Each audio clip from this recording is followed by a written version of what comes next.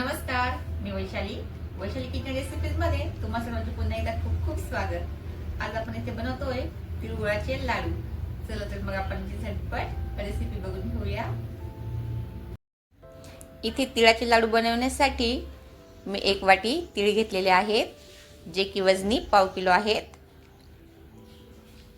तसेच इथे हा पाव किलो मी गूळ घेतलेला आहे। गुळाला छान चिरून घेतलंय। 1 छोटी वाटी इथे आपण भाजलेला शेंगदाण्याचा कूट घेतलेला आहे। शेंगदाण्याचा कूट जो आहे तो मी खूप जास्त बारीक केलेला नाही आहे, अगदी थोडासा जाडसरच ठेवलेला आहे। हे बघा, त्याचप्रमाणे इथे अगदी 1 ते 1.5 चमचा मी तूप घेतलेला आहे। आता सर्वात प्रथम आपण गॅसवरती कढई ठेवून हे तीळ भाजून घ्यायचे आहेत। हे बघा, इथे 1 ते 2 मिनिटांमध्येच आपले तीळ अगदी छान मस्त तडतडायला लागलेले आहेत आणि हे तीळ आपल्याला इथे अगदी खमंग असे भाजून घ्यायचे आहे। तीळ भाजायला फारसा वेळ लागत नाही, अगदी 1 ते 2 मिनिटांमध्येच हे अगदी मस्त फुलतात। हे बघा, इथे आपले तीळ जे आहेत ते भाजून झालेले आहेत। आता हे तीळ मी एका ताटामध्ये काढून घेते।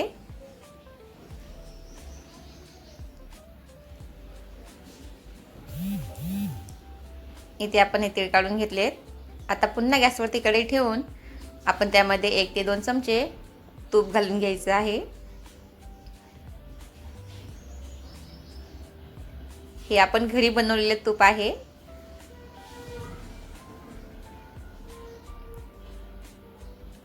आता याच तुपामध्ये आपण गूळ घालून घेणार आहोत। तुपावरती गूळ थोडा वेळ परतवला की मग आपण त्यामध्ये अगदी 2 ते 3 चमचे पाणी घालून घ्यायचं आहे।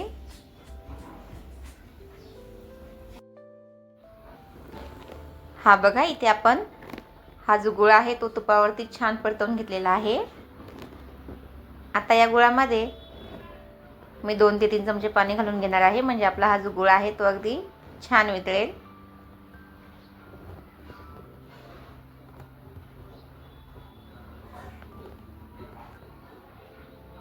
हे बघा, अगदी 2 ते 3 चमचे पाणी घालून आपल्याला हा गूळ अगदी मस्त शिजून घ्यायचा आहे, जोपर्यंत की त्याची पाण्यामध्ये गोळी तयार होणार नाही। याला साधारण 2 ते 3 मिनिटं परतवल्यानंतर या गुळाला आपण चेक करून घेणार आहोत। हा बघा,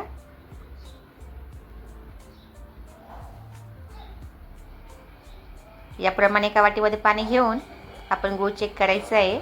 गुळाची अशी छान गोळी झाली पाहिजे। इथे आपला गुळाचा पाक जो आहे तो अगदी छान तयार झालेला आहे। आता याच गुळाच्या पाकामध्ये मी अगदी पाव चमचा खायचा सोडा घालून घेणार आहे। हा खायचा सोडा घातलेला असल्यामुळे आपले हे तिळाचे लाडू जे आहेत ना ते अगदी छान ठिसूळ होतील, कडक आणि चिकट होणार नाही। तुम्ही या पद्धतीने नक्की तिळाचे लाडू करून बघा, अगदी मस्त होतात। हे बघा, सोडा घातल्यानंतर आपल्या गुळाच्या पाकाला अगदी छान फेस आलेला आहे, म्हणजे आपलं हे गुळाचा पाक अगदी छान तयार झालेला आहे। आता यामध्ये आपण तीळ घालून घ्यायचे आहेत, त्यासोबतच भाजलेल्या शेंगदाण्याचा कूटही घालून घ्यायचा आहे। ही प्रक्रिया आपल्याला अगदी वेगात करायची आहे, पटापट। हे बघा, आता हे सर्व मिश्रण आपण छान एकजीव तयार करून घ्यायचं आहे।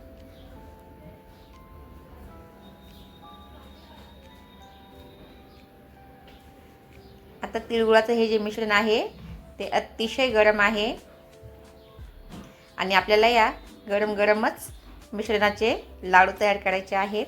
हे बघा, आता हे मिश्रण जे आहे तिळगुळाचं ते मी एका ताटामध्ये काढून घेतलं।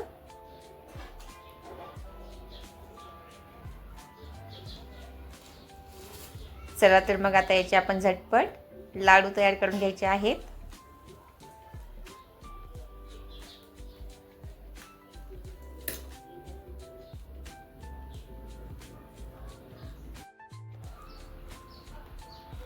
हे बघा अगदी गरम गरम मिश्रण आहे. आता हाताला अगदी थोडंसं पाणी लावून घ्यायचं. हे बघा म्हणजे चटका बसणार नाही. आणि थोडं थोडं मिश्रण हातावर घेऊन याचे आपण अगदी पटापट लाडू तयार करून घ्यायचे आहेत.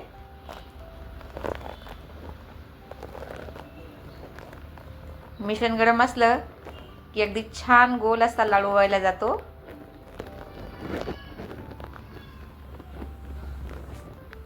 आता या ठिकाणी हा बघा आपला हा लाडू अगदी मस्त गोल गोल तयार झालेला आहे. संक्रांत म्हटली की हे तिळाचे लाडू, आणि हे तिळाचे लाडू खायला अगदी मस्त लागतात. अगदी लहानांपासून तर मोठ्यांपर्यंत सर्वांना खूपच आवडतात. हे बघा अगदी मस्त गोल गोल आपले हे तिळाचे लाडू अगदी छान बनवून तयार झालेले आहेत. खायला अजिबात कडक झालेले नाही आहे. अगदी मस्त ठिसूळ असे हे तिळाचे लाडू इथे आपले बनवून तयार झालेले आहेत. तुम्ही सुद्धा नक्की या संक्रांतीला या पद्धतीने लाडू तयार करून बघा. तुम्हाला सुद्धा हे लाडू खरंच खूप आवडतील. तुम्हा सर्वांना माझ्याकडून मकर संक्रांतीच्या खूप खूप शुभेच्छा. थँक्यू.